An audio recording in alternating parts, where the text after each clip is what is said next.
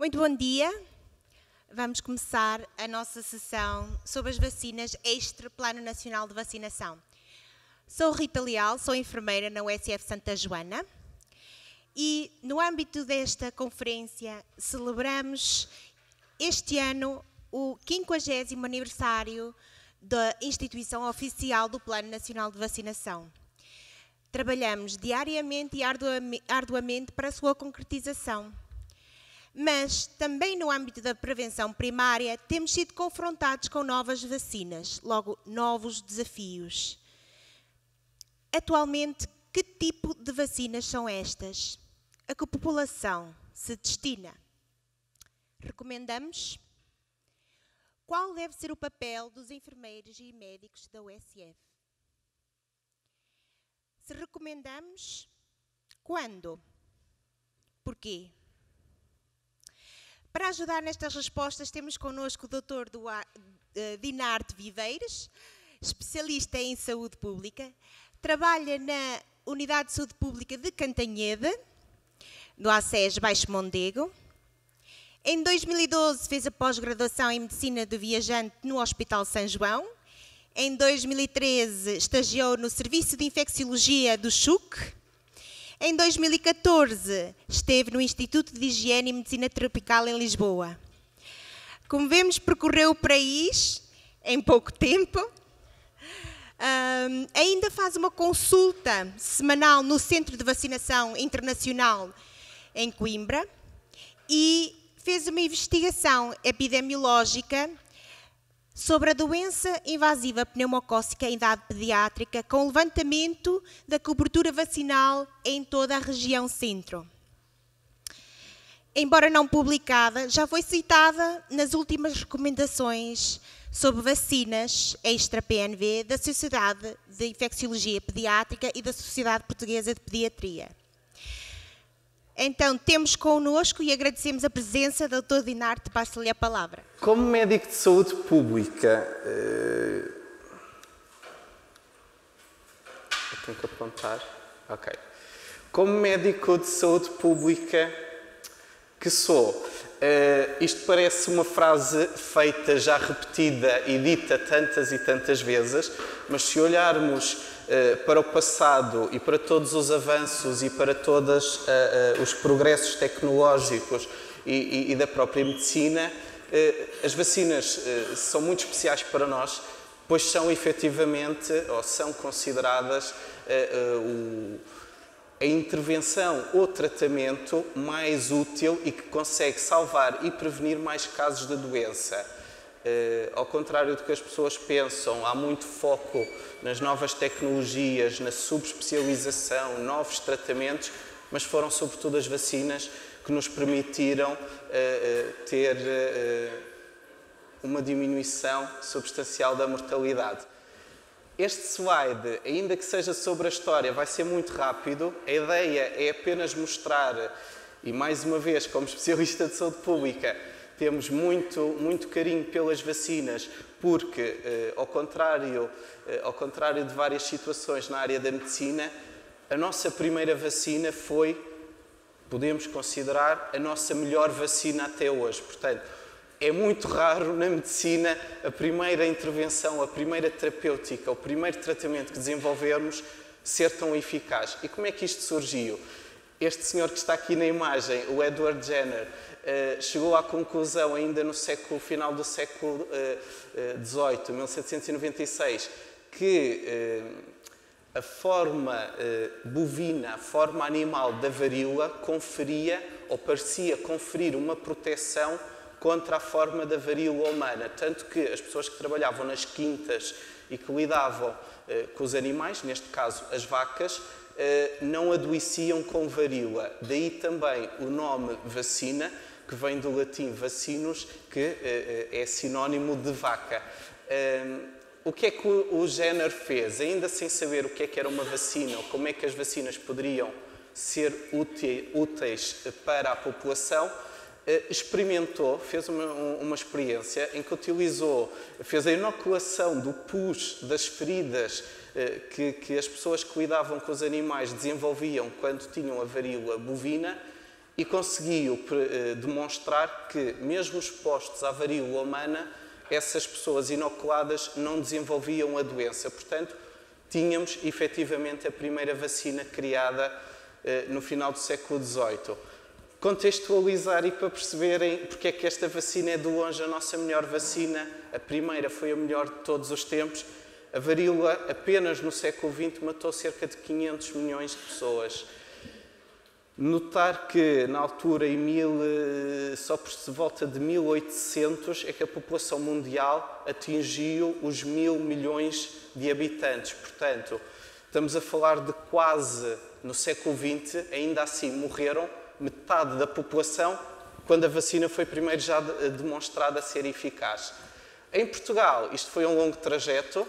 Apesar da experiência ter sido em 1796, poucos anos depois, em 1812, passou a estar disponível uma recomendação e a vacina contra a varíola em Portugal, mas limitada à região de Lisboa, e como veem, foi um trajeto longo e difícil, pois só mais de 150 anos depois, através do PNV, é que foi efetivamente possível vacinar toda a população contra a varíola. Fazer aqui a ponte, não vos vou falar do PNV atual, este quadro serve simplesmente para demonstrar que, apesar de termos vacinas combinadas, temos 8 grupos de vacinas ou 8 vacinas, depois há desdobramentos das fórmulas pentavalente, tetravalente, mas existem 8 grupos de vacina. Qual é o objetivo desta imagem? Demonstrar que, e vão ver nos slides seguintes, PNV temos 8 vacinas. Extra PNV, temos sensivelmente 3 vezes mais vacinas do que estas.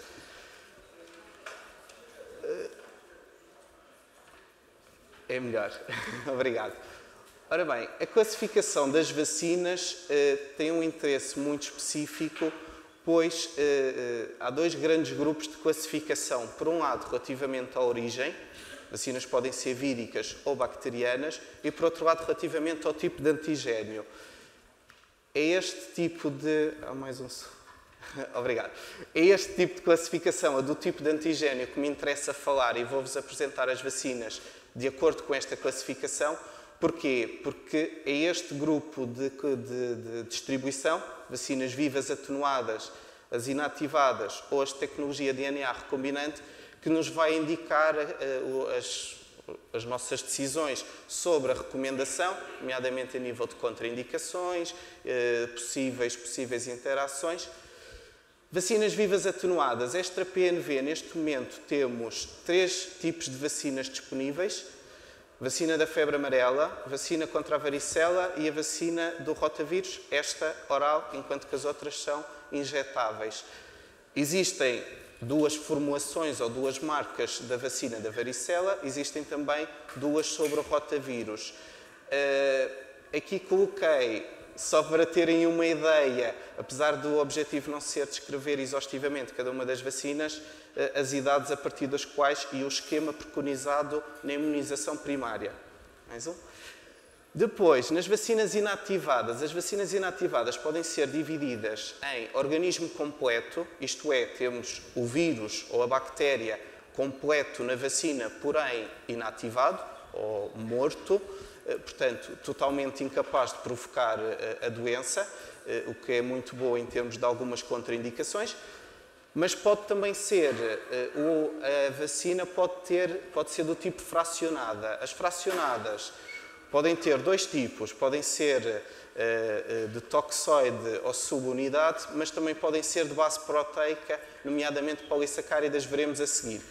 Organismo completo, vacina de hepatite A, formulação pediátrica e formulação de adulto, vacina contra a raiva, uma curiosidade, é a única vacina que não tem idade mínima para a administração e não existem contraindicações para a raiva, porque, como vocês bem sabem, a raiva é mortal se não for feita a administração da vacina em um espaço de tempo. Portanto, é a única vacina que, mesmo com uma reação anterior grave à vacina, não impede a administração, porque a raiva resulta na morte na totalidade dos casos. Portanto, Seguinte vacina, a encefalite japonesa, é uma vacina que agora perdeu algum do seu foco ou do seu interesse. Antigamente era recomendado em algumas zonas do país, em algumas zonas do globo onde a doença existe. Atualmente tem um foco muito específico consoante o tipo de estadia. Mais um. Ainda nas vacinas de organismo completo, uma vacina que é desconhecida da maior parte dos profissionais de saúde em Portugal, a vacina contra a encefalite da picada da carraça. A encefalite da picada da carraça é provocada pela Rickettsia rickettsius. Existe a doença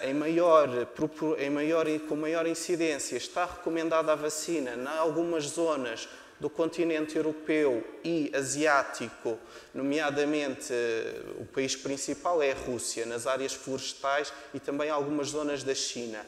A vacina oral contra a cólera, uma vacina bacteriana, também teve uma alteração recente relativamente ao seu interesse. Antigamente, a vacina da cólera estava indicada para uma série de países. Atualmente, e porque a vacina também é pouquíssimo eficaz, máximo 60%, ficou reservada para os profissionais de saúde que vão trabalhar em áreas de cólera ou em voluntariado em surtos de cólera e não para viajantes para zonas do globo. Vacina da gripe, muitas vezes esquecida como vacina extra-PNV, mas efetivamente não integra o PNV.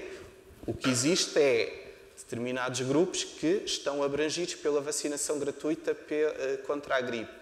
3 formulações mais recentes, ou as marcas mais recentes retiradas da época de gripe sazonal de 2014, foram estas 3 vacinas.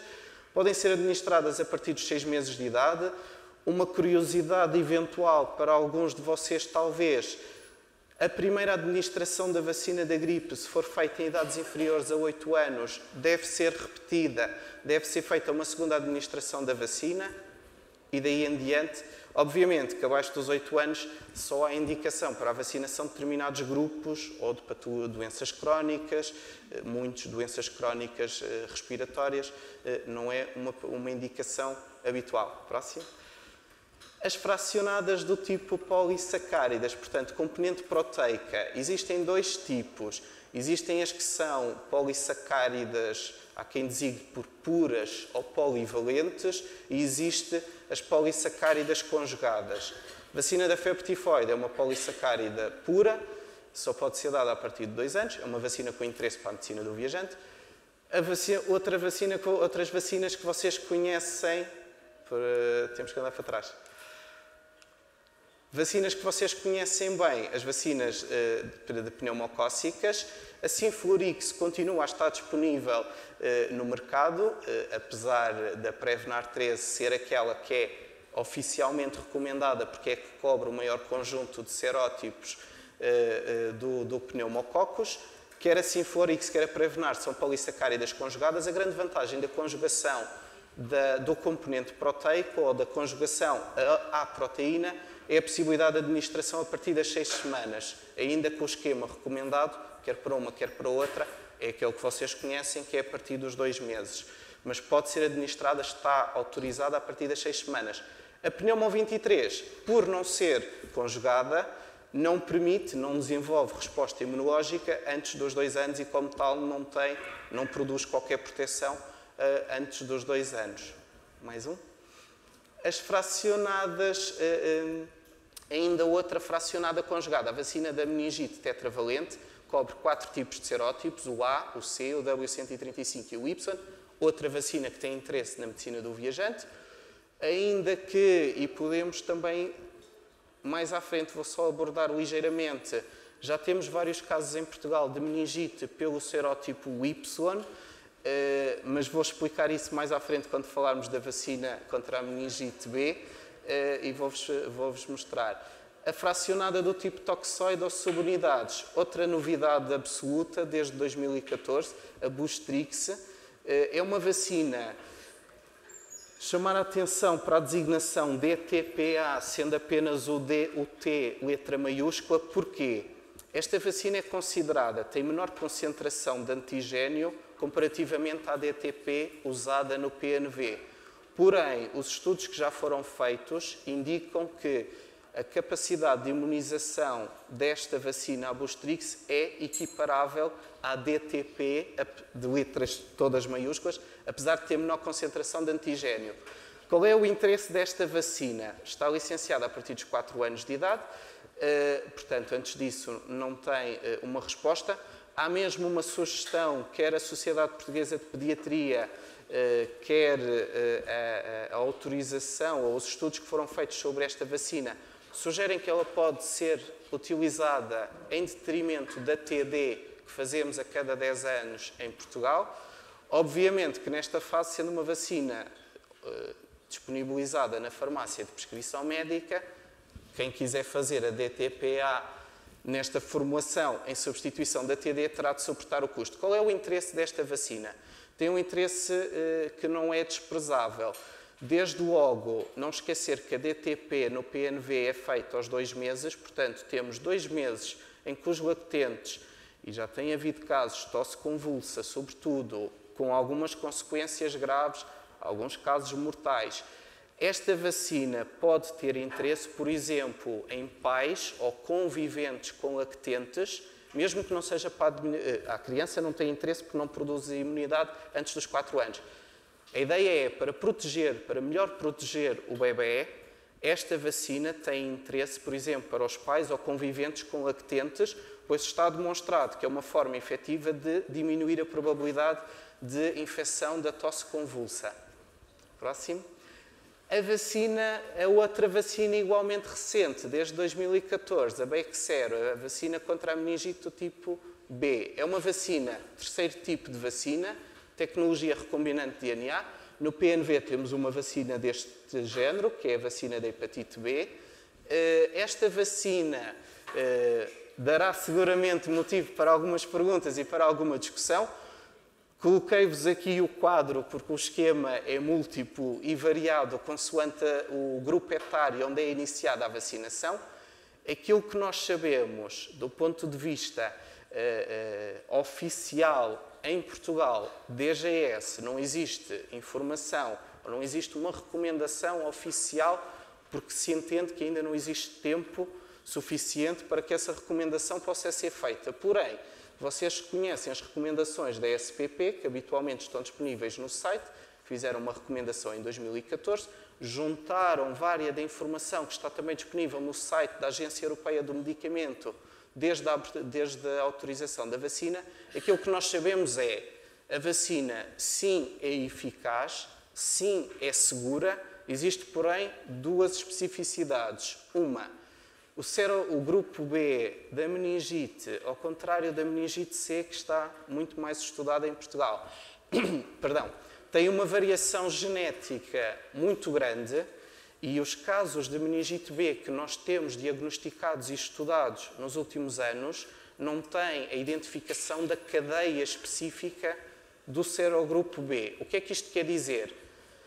Esta vacina protege contra as cadeias genéticas de meningite B incluídas na vacina, mas nós não temos a certeza absoluta, porque esse estudo não foi feito ainda, qual é que é a correspondência em Portugal. Ou seja, o exemplo da Prevenar. A Prevenar tem uma correspondência a nível nacional de cerca de 80% com os serótipos da doença pneumocócica. No estudo que nós fizemos na região centro, até tivemos uma concordância superior, ou seja, 87% dos casos da doença seriam cobertos pela vacina. Na Bexsero, isso não foi feito. Portanto, sabemos que a vacina é eficaz, não sabemos se o interesse em Portugal vai cobrir 20% dos serótipos, ou 50%, ou 80%, ou 100%. Não sabemos. Por isso também ainda não pode existir uma recomendação oficial. Chamar também a atenção muito rapidamente. Em Portugal ou na Europa foi autorizada a partir dos 2 meses de idade. Há alguma confusão e nós, na saúde pública, até especificamente no meu local de trabalho, temos tido algumas dúvidas. Vocês conhecem ou têm pesquisado a implementação desta vacina nos Estados Unidos e a autorização da FDA na América foi diferente da autorização europeia. Porém, existe a dúvida, às vezes perguntam-nos isso, A diferença de autorização na América, que só está a partir dos 10 anos, a vacina é exatamente igual, mas foi licenciada a partir dos 10 anos. Porquê? Tal como nós, os Estados Unidos também têm alguma incidência preocupante de meningite B no grupo etário inferior aos 2 anos, que é aquele onde, pelas naturais fragilidades dos bebés, as consequências poderão ser mais graves e, por vezes, é mais difícil implementar os tratamentos eficazes. Porém, os Estados Unidos, ao contrário de nós, têm uma incidência nada desprezável na adolescência e na idade jovem, na idade adulta jovem. Tanto que esta vacina foi licenciada depois de uma utilização experimental devido a um surto de meningite B em campos universitários, portanto, estudantes dos 18 aos 20 anos, maioritariamente, e foi testada e com sucesso, e por isso é que foi aprovada. Os Estados Unidos optaram nesta fase por direcionar a vacina para a adolescência e jovens adultos, tanto que esta vacina vai ser, ou está já a ser administrada a todas as crianças nos 12, 13 anos, salvo erro, nos Estados Unidos, precisamente porque é aí que eles têm o maior número de casos e têm tido um impacto negativo dos casos da doença da meningite B.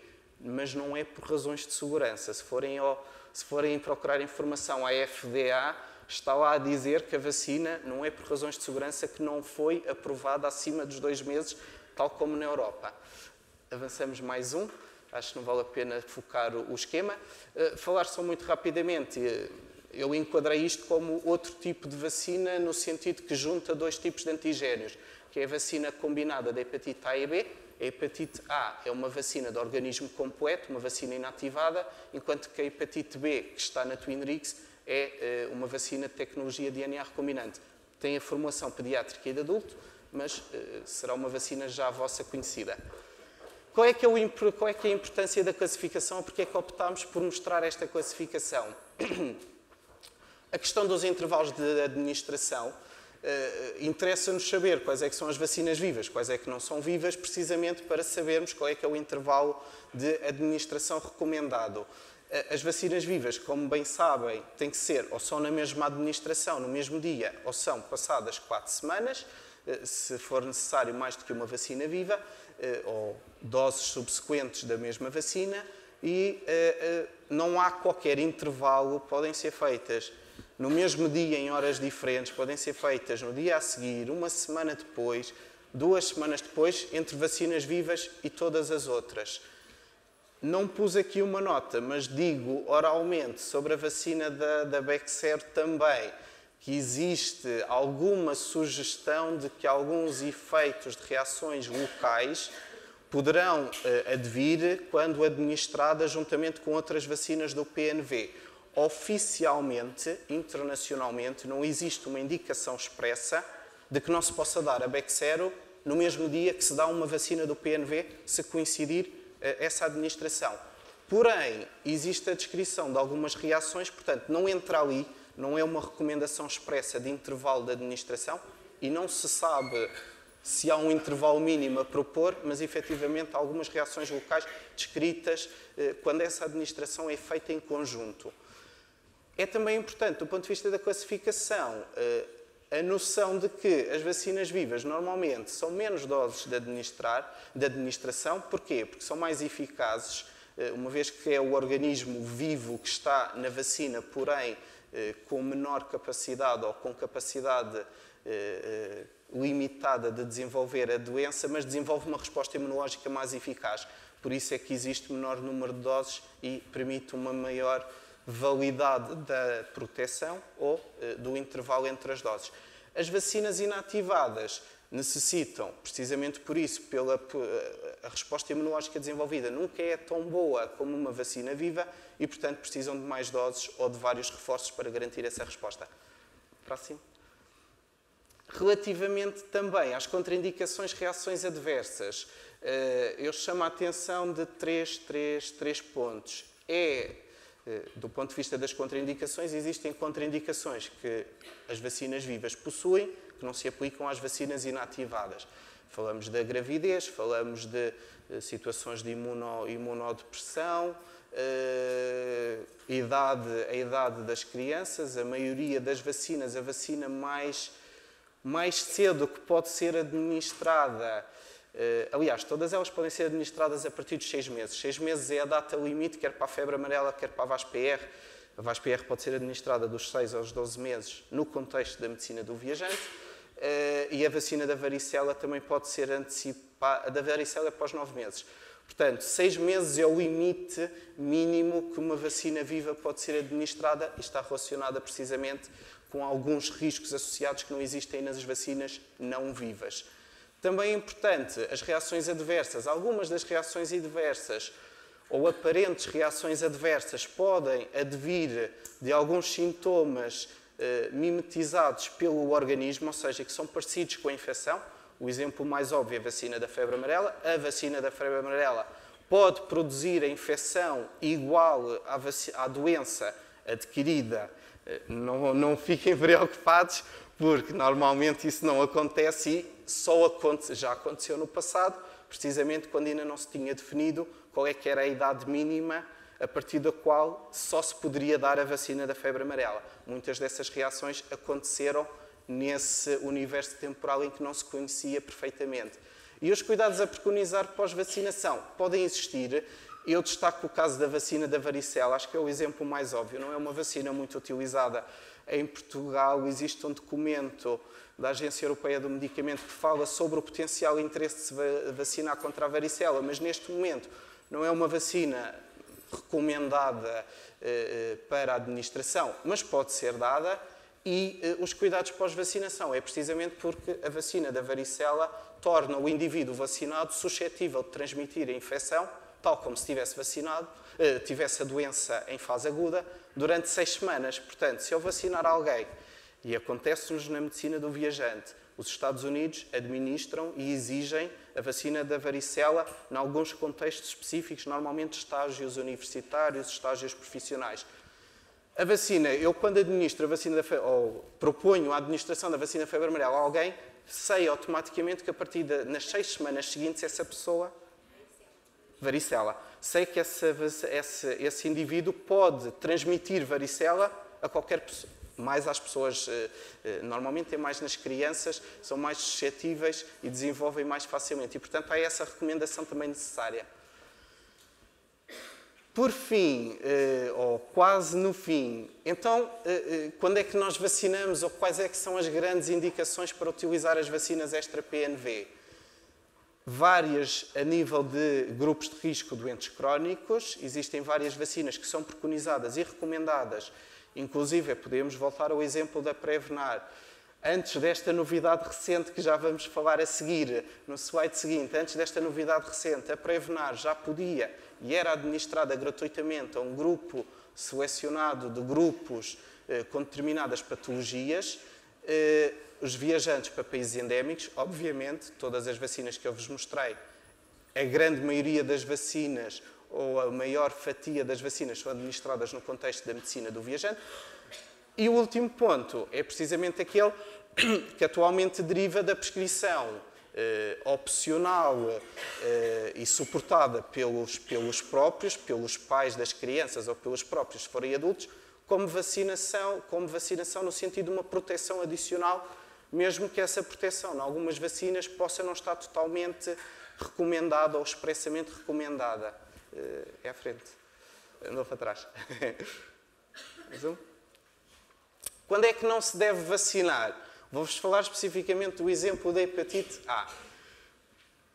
Se a doença não é endémica e não se prevê viagem para país endémico, a grande maioria das vacinas que eu vos mostrei-vos 21 vacinas, salvo erro, a grande maioria delas não tem qualquer interesse de ser administrada em Portugal porque a doença não existe e se não há um contexto ou não se prevê uma viagem para um país onde a doença existe, não faz sentido. Portanto, não faz sentido dar febre amarela a quem está em Portugal, nem febre tifoide, etc, etc. O caso da hepatite A pode não ser tão fácil a decisão. No entanto, aquela frase ali colocada visa também a hepatite A. Há alguma diferença? A Sociedade Portuguesa de Pediatria sugere o possível interesse da vacina da hepatite A nas crianças. Porém, a hepatite A ocorre em Portugal mais em casos importados e em muito residual. Temos uma rede de saneamento básico, a hepatite A transmite-se de forma fecal-oral, portanto, ocorre nos países, sem exceção, em todos os países que não têm água potável e não têm canalizada e não têm rede de saneamento básico, e não é por acaso que já tivemos hepatite A no passado, e a partir do momento que passámos a ter o território coberto por saneamento básico e água potável em todo o território, a hepatite A deixou de ser um problema nacional. Eu estive a consultar as guidelines ou uma recomendação da Sociedade Portuguesa de Gastroenterologia, que vai precisamente nesse sentido, diz: os casos são muito raros, não se justifica fazer a vacina, pode ser feita, no entanto, o interesse prático de fazer a vacina é muito reduzido fora do contexto de viagem. Ponto 2. Se o custo da vacina é incomportável, é muito interessante anunciar e falar sobre as novidades das vacinas, a maioria delas, as que são de prescrição médica não incluída no PNV, tem um custo considerável. Num caso de uma família de baixos rendimentos, numa família numerosa, ou que associa as duas coisas, baixos rendimentos e numerosa, não faz muito sentido destacar o foco numa vacina que pode ter algum interesse. Eu depois vou-vos mostrar aquelas que serão mais úteis ou mais práticas de implementar ou de receitar cá em Portugal. Mas não faz muito sentido nós pormos o foco ou pormos a preocupação nos pais relativamente a uma vacina que é demasiado cara para aqueles pais, até porque não está ainda totalmente definido a utilidade prática de algumas dessas vacinas. E algumas vacinas não têm indicação expressa ou recomendação oficial, vai no sentido daquilo que já dissemos. Quais é que são, então, o que é que eu quero dizer com vacinas a ponderar? Prevnar 13, a novidade recente da integração no PNV. Inicialmente foi indicado que seria apenas para as crianças nascidas a partir de 1 de junho, mas foi alterado. 1 de junho é a data a partir do qual o PNV é revisto e integra a vacina oficialmente. No entanto, para todos os nascidos a partir de 1 de janeiro e com a tal comparticipação, fala-se em 15%, mas ainda não existe uma recomendação escrita. Temos que aguardar pela norma ou pela orientação da DGS, que vai integrar essa informação toda e perceber se essa comparticipação será 15%, será menos, será mais. Tenho uma novidade também, não está ali escrita. Apesar do PNV vai ser revisto a partir de junho, e vai ser uma questão de muitos utentes ou de muitos pais, 1 de junho poderei ir ao centro de saúde fazer a vacina. Aparentemente, não. A vacina está prevista ou a vacinação estará efetiva, teoricamente, a partir de 1 de julho. Ou seja, se for possível ser antes, entre o 1 de junho e 1 de julho será antes. Mas a 1 de julho, a ideia é que todos os centros de saúde terão a possibilidade e receberão as vacinas, terão a possibilidade de vacinar. A partir de 1 de julho será possível vacinar os nascidos a partir de 1 de janeiro de 2015. A vacina Bexsero, eu tive aqui uma dúvida, apesar disto não ser uma ordem hierárquica de interesse da vacina, eu tive aqui uma dúvida nesta ordenação deste slide. A Prevnar, justamente em primeiro lugar, é muito mais frequente que a meningite B e, como tal, não é por acaso que foi agora integrada no PNV. É a vacina, na minha opinião, mais interessante ou com maior recomendação de ser feita pela dimensão dos casos, pelos quadros clínicos que provoca. Não é apenas meningite, as pneumonias podem causar várias complicações, podem ser graves. A meningite B e a tal Boostrix da tosse convulsa. A meningite B, ao contrário do que poderia ser sugerido, se vocês consultarem os boletins que o Instituto Ricardo Jorge publica regularmente, porque é no Ricardo Jorge, em Lisboa, que é identificado as estirpes da meningite, os casos da meningite B têm sido muito constantes ao longo dos anos, ou seja, desde a introdução da MNC em 2006, havia a sugestão, havia receio de que poderia haver uma seleção e aumento dos casos da B. Mas isso não aconteceu. O número absoluto é o mesmo. O que mudou, como o número de casos de meningite diminuiu drasticamente, porque a MNC praticamente deixou de existir. Eu penso que o ano passado foram 2 casos, não tenho a certeza, mas anda no 1, 2, 3 casos, não mais que isso. A meningite B passou a ter uma proporção maior porque houve uma redução do total, mas o número de casos absolutos... Também há menos crianças, também é verdade. Mas, ainda assim, o número... O Ricardo Jorge tem a estatística dos casos. Ainda assim, houve um aumento substancial do B em proporção, mas foi mais pelo efeito da diminuição da meningite C do que pelo número de nascimentos, que efetivamente teve uma redução, é verdade. A Boostrix tem o interesse, quanto a mim, específico pela tosse convulsa, porque no resto ela é igual à vacina que é feita no PNV, a TD, e tem a mesma concentração de antigênio. Se me perguntarem se tivéssemos a livre escolha de dar TD a cada 10 anos e dar a DTPA, Boostrix, gratuitamente no centro de saúde, esta obviamente é melhor porque inclui exatamente o mesmo que a TD e ainda dá proteção contra a tosse convulsa.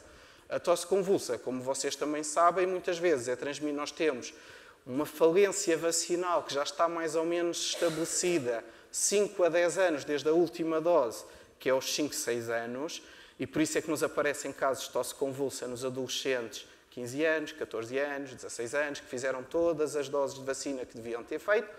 A tosse convulsa torna-se particularmente grave, sobretudo para os bebés, ou havendo a convivência com bebés que ainda não tenham feito a vacina DTP, ou tenham feito uma dose apenas, que não poderá, ou poderá não proteger efetivamente contra a doença, e é esse o problema. A vacina contra o rotavírus, 2 formulações, está propositadamente colocada no fim, porque a vacina contra o rotavírus também é um caso particular. Não tem comparação. A hepatite A, eu pus um pouco de lado, a hepatite A tem pouco ou nenhum interesse em Portugal, sem contexto de viagem. A do rotavírus tem muito mais interesse, mas o interesse poderá não ser tão óbvio quanto isso. A maioria das nossas gastroenterites são víricas, ao contrário da maioria dos países tropicais, continente africano, sul-americano. Porém, ao contrário desses países, que também existe infecção por rotavírus, apesar das bacterianas serem a causa mais frequente das gastroenterites, ao contrário desses países, nós temos uma rede de cuidados incomparavelmente melhor. E voltamos à questão da rede de água potável, que é um problema numa gastroenterite, numa criança, num país africano ou mesmo num país sul-americano, e, portanto, existe aqui uma certa dúvida. Por outro lado, o rotavírus, os estudos que foram feitos da efetividade da vacina são muito díspares. Há estudos que dizem que vai até 90% de proteção. Existe uma ligeira diferença. A Rotatec protege um pouco mais a nível de cadeias do rotavírus, tem um espectro um bocadinho mais alargado, mas nenhuma nem outra protegem contra todos os rotavírus que existem em Portugal ou nos outros países. Portanto, é uma decisão a ponderar. Obviamente, se os pais estiverem disponíveis para isso e houver a capacidade financeira, nunca podemos fugir dessa questão também. Se houver capacidade financeira para isso, é uma vacina a ponderar e é uma vacina que poderá ter interesse. Porém, não evitará todos os casos de rotavírus ou de gastroenterite por rotavírus, nem evitará todos os casos de gastroenterites, porque apesar de serem maioritariamente víricas, há outros vírus que não apenas o rotavírus. Portanto, se puséssemos isto numa prioridade, na minha opinião pessoal, de potencial vacina a ser considerada para um PNV, eu diria que a última é que está mais distante de caras pela situação universal da doença e dos cuidados. Lembrar, já falámos da vacina da gripe, mas lembrar, porque também é muitas vezes desconsiderada, sobretudo nos profissionais de saúde. Nós temos uma adesão à vacinação dos profissionais de saúde baixa a nível nacional para aquilo que era desejável. Eu fiquei surpreendido, o estudo da ARS Norte tem os dados da vacinação dos profissionais de saúde e tem dados muito bons nos profissionais de Gaia e do Porto, do ACES Porto Ocidental e ACES Gaia Espinho, na ordem dos 80%, mas depois a nível global, quer para a ARS Norte, quer para a Centro, quer para as outras ARS, andamos num valor que raramente ultrapassa os 50% ou anda 50%, 60% na melhor das hipóteses. Devia ser muito superior a isso, não apenas para os próprios profissionais de saúde, mas sobretudo porque estão na linha da frente e mais facilmente poderão ser infectados e poderão ser, sobretudo, fonte de contágio da doença e disseminação da gripe e, portanto, é considerada universalmente a vacina da gripe a vacina extra-PNV mais importante neste momento. Porquê? Porque ela também está amplamente demonstrada a redução que promove na mortalidade, sobretudo nos grupos de risco, que são aqueles que são incluídos na vacinação gratuita, muitos com comorbilidades e também idade avançada. E acho que está tudo. Obrigado. Aguardamos pelas vossas questões. Obrigada, Dr. Dinarte. Ora, temos 10 minutinhos, vamos abrir a discussão aqui aos nossos participantes. É um momento ideal de partilha de experiências, como é que têm gerido as recomendações aos pais, aos utentes, as questões. Gostava que levantassem a mão para colocar alguma questão. Quem vai abrir? Aqui. Olá, bom dia. Muito obrigada pela sua apresentação. E só perguntar, eu não ouvi a palestra toda, que entrei já um bocadinho, já estava a decorrer. A sua opinião em relação à vacina contra a zona, o herpes zoster, e da HPV nas mulheres que não são abrangidas? A minha opinião? Ok. Muito bem. Não foquei essa vacina. Primeiro porque é integrada a nível do ou seja, o meu propósito foi não falar sobre as vacinas, por isso eu mostrei um quadro no início só a dizer, a ideia foi mostrar que as vacinas PNV são menos do que as vacinas extra-PNV. Não foquei as utilizações de vacinas que estão integradas no PNV para alguns grupos etários ou para algumas faixas etárias, não foquei na utilidade extra-PNV. Portanto, o foco não foi esse. Agora, se me perguntar a recente alteração em 2014, em que se reduziu o esquema da vacina das 3 doses para as 2 doses, e a consequência que daí adveio, e que levantou-se a questão se deveríamos alterar o mecanismo de rastreio, deveria-se vacinar mais e investir menos no rastreio mais tarde, isso ainda não está estabelecido, ou seja, não há uma opinião consensual. Vai haver quem defenda alargamento da vacinação, e vacinação, por exemplo, ao sexo masculino, não apenas ao sexo feminino. Vai haver quem argumente esse alargamento e vai haver quem argumente manter o esquema de rastreio mais tarde ou iniciar mais cedo o rastreio. Isso não está estabelecido, não estou em condições de dar uma resposta única sobre essa questão, porque isso ainda não foi definido. Mas existe várias informação num sentido e noutro. Teremos de esperar mais algum tempo e optar por uma direção. É o que eu posso dizer neste momento. Ora, mais alguma questão? Sim. Bom dia. Eu queria só colocar uma questão. A ideia que eu tenho é que a Bostrix, por exemplo, pode estar indicada, ou poderemos indicá-la numa grávida que tenha que fazer o tétano, fazer a Bostrix, até porque ela também não é muito cara, tenho essa ideia. Uma vez que vai ter crianças pequenas em casa. Mas se quem tem crianças pequenas já tiver feito o tétano, por exemplo, há 2, 3, 4 anos, deve repetir ou não? Se tiver o plano atualizado em relação ao tétano, certo, deve fazer a Bostrix pensando na dose convulsa ou não? A utilidade, na minha opinião, na opinião do caso da única recomendação que eu conheço atual da Sociedade Portuguesa de Pediatria, a utilidade maior da Bostrix é efetivamente a proteção contra a tosse convulsa. Pronto, a questão do tétano, aplica-se as regras que estão no PNV, portanto, vacinação há menos de 5 anos, considera-se efetivamente, desde que tenha cumprido a imunização primária, pelo menos 3 doses, que a esmagadora maioria da população, neste momento, independentemente do grupo etário, já cumpre. Depois temos problemas nas idades mais tarde, 40, 50, 60 anos, há falhas, há atrasos nessa administração. Porém, a esmagadora maioria já cumpre a imunização primária de pelo menos 3 doses. Desde que tenha 3 doses, basta que, estando nos últimos 5 anos feita uma vacina do tétano, a vacinação é considerada efetiva. A Boostrix tem interesse, essencialmente, na perspectiva da tosse convulsa. Porque se eu só administro, se só administramos, a Boostrix só pode ser administrada a partir dos 4 anos. Portanto, lactentes e crianças menores de 4 anos, fora de questão. A DTP é administrada no PNV a partir dos 2 meses. Qual é o problema? Do nascimento até fazer a primeira dose, ou mesmo fazendo a primeira dose, ainda não fez a segunda, antes da segunda dose da DTP, a proteção não é muito boa. É o mesmo que acontece, por exemplo, mesmo a própria Prevenar. Uma dose da Prevenar aos 2 meses não tem grandes resultados práticos. Portanto, há ali uma janela de suscetibilidade, quer para a tosse convulsa, no caso da DTP, quer a Prevenar, até aos 4 meses, até à segunda dose. Aí sim poderá ter interesse.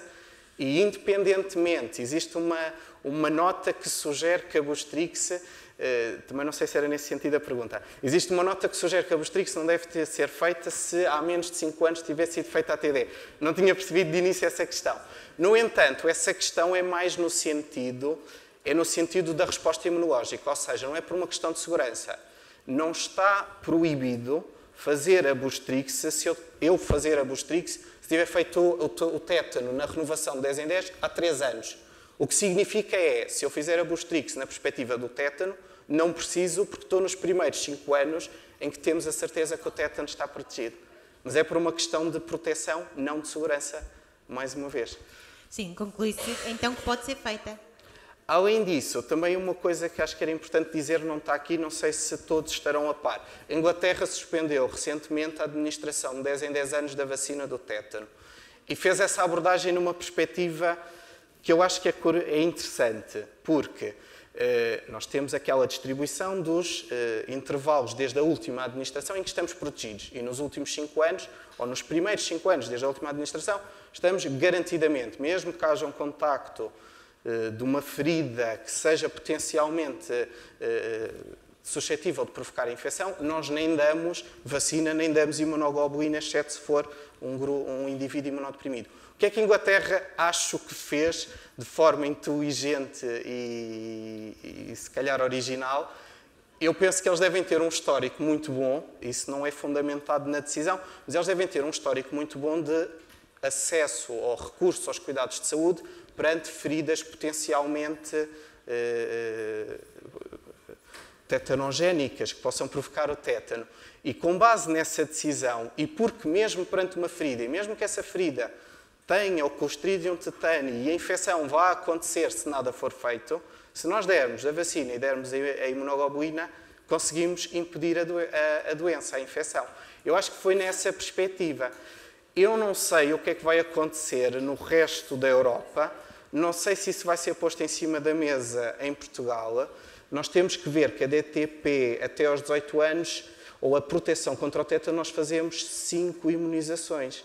Fazemos 2, 4, 6, 5, 6 anos, 18 meses, depois fazemos 5, 6 anos. E ainda temos os 10, 13 anos, é a primeira administração do TD. Essa é a 6ª dose de tétano e difteria. Portanto, o dobro da imunização que se considera primária e suscetível de proteger, que são 3 doses contra o tétano. Portanto, essa pode ser uma questão, ser uma novidade nos próximos tempos. Provavelmente outros países da Europa considerarão essa opção. E aí a Boostrix pode ganhar outra dimensão ou outra relevância. Mas não sabemos, ainda é cedo. Okay. Temos tempo ainda para uma última questão. Ora... Eu consigo aqui. Pode ser que eu não tenha compreendido, mas não disse que ia falar sobre a meningite. Disse sim, senhora, tem toda a razão. Obrigada. Era simplesmente para explicar...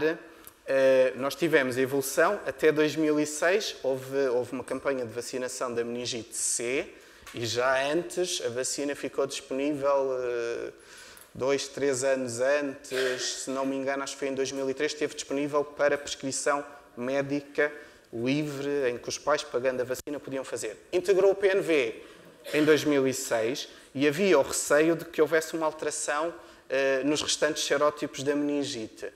Isso não aconteceu. O que aconteceu foi a C baixou muito, a B ficou praticamente estável. Se forem ver há 10 anos atrás, o número de casos de meningite B é o mesmo que é agora, mais um ou menos um, mas é semelhante. O que aconteceu foi, começaram a aparecer alguns casos de meningite Y. A meningite Y não é nem de perto nem de longe, do ponto de vista clínico, tão preocupante como uma meningite B ou como uma meningite C. Tem uma resposta muito mais efetiva à terapêutica e não conheço casos graves, pelo menos em Portugal, de meningite do tipo Y.